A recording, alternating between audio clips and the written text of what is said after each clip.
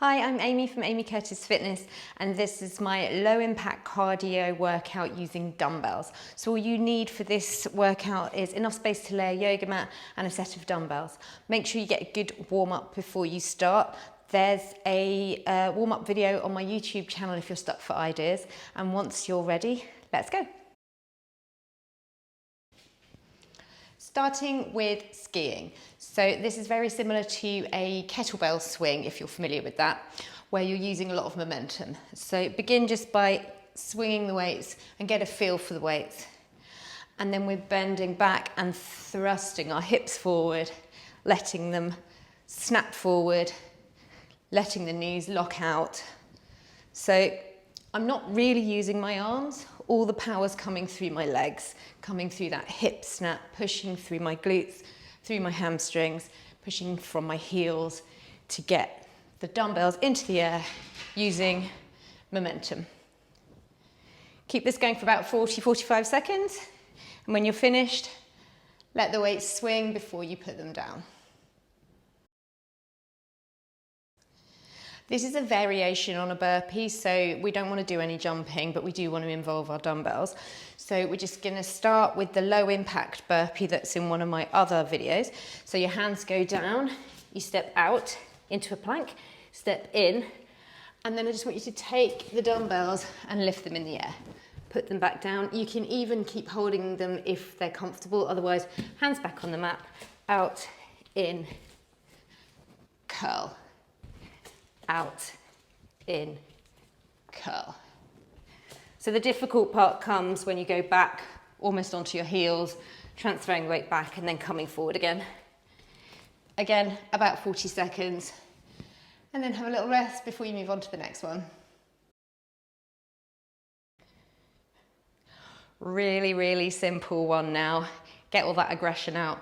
Dumbbell in each hand. Make sure you've got a nice wide stance and you've got a little bit of a bend in your knees. Holding them up by your chest, you're just going to cross punch. Turn with each punch to face the way you're punching across your body. Keep going at your own pace. So obviously the faster you go, the harder this is.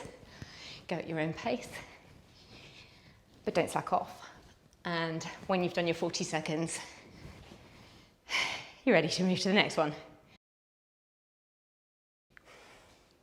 I would normally just use one dumbbell for this exercise, so I'm going to demonstrate with one, but if you preferred to use two, you can always just hold them together like this and just try and keep them together the whole time.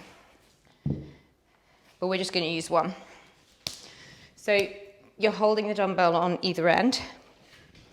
You've got a split stance, and you're going to have the weight come around and behind you, so turning to see, and then swinging it up and turning the hips to face the other way as the dumbbell goes behind your head.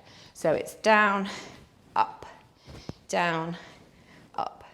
So you've got a choice on this. You could do 40 seconds going up on the right and down on the left, and then 40 seconds going up on the left and down on the right, or you could just split halfway. Once your 20 seconds is up, just turn and carry on in the other direction. And as I say, you can double up your dumbbells if you think you can get a good grip on them. I wouldn't want them to go flying while you're doing your workout. And that's your golf session over with. Another one that's really easy to do with the kettlebell as well, this is just double pull-ups. So dumbbell in each hand, and all you're really concentrating here on is a really good goblet squat, which means a very low squat.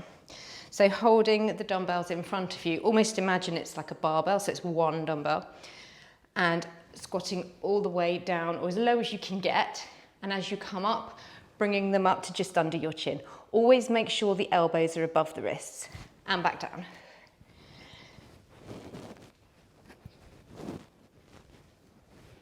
When you're squatting, make sure your knees are going over your little toes and not coming inwards.